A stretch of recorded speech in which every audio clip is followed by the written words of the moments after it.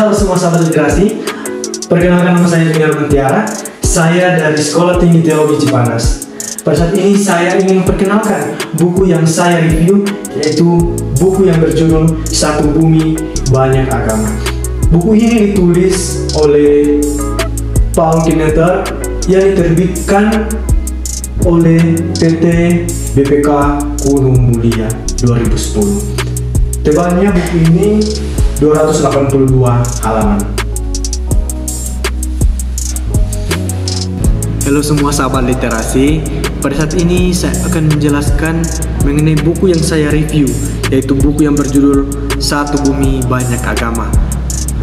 Pada pembahasan pertama, Paul Knetter mengangkat subtema yaitu petualangan dialogisku. Paul Knetter menjelaskan mengenai menjadi seorang misionaris yang memiliki sikap inklusivisme, pluralisme, dan eksklusivisme.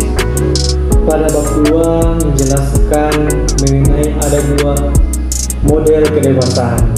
Yang pertama eksklusivisme, yang kedua inklusivisme. Pada eksklusivisme merupakan pandangan dominan umat Kristen yang memandang umat beragama lain yang tidak mengenal atau tidak tertarik pada Kristus. Sedangkan inklusivisme menjelaskan bahwa model inklusivisme merupakan orang-orang yang beranggapan dan memahami Yesus Kristus. Pada bab 3 membahas mengenai pasca modern. Pasca modern merupakan istilah yang merujuk pada kesadaran kultural yang meluas dan tentang keterbatasan yang jelas dari modernitas.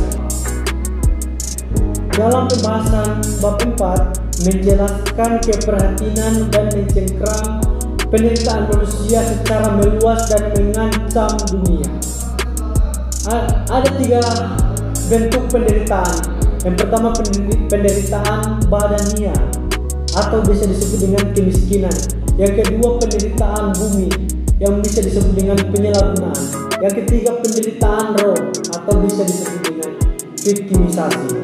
Pada bab 5 menjelaskan suatu tanggung jawab global yang berdasarkan dengan istilah soteria. Soteria berkaitan dengan kesejahteraan manusia dan ekologi yang jelas. Paul Knetter menjelaskan mengenai pemahaman suatu tanggung jawab global yang berdasarkan dengan istilah soteriosentris. Pemahaman ini merupakan pemahaman yang kuat terhadap pandangan peningkat tentang citra penuh atau roh yang di dalamnya kita harus memiliki, yaitu rasa percaya diri dan kosmis. Pada bagian bab 6 menjelaskan mengenai tanggung jawab global yang merujuk pada apakah semua agama memilikinya. Dalam pembahasan buku menjelaskan bahwa semua agama mengambil tanggung jawab sebagai unsur utama dalam upaya memahami diri mereka sendiri maupun komunitas agama lainnya. Penjelasan lebih lanjut tentang arti soteria merupakan keselamatan dari alam dan diartikan sebagai kesejahteraan manusia dan lingkungan. Pada pembahasan bab 7 menjelaskan mengenai filsuf dan teolog pada masa kini.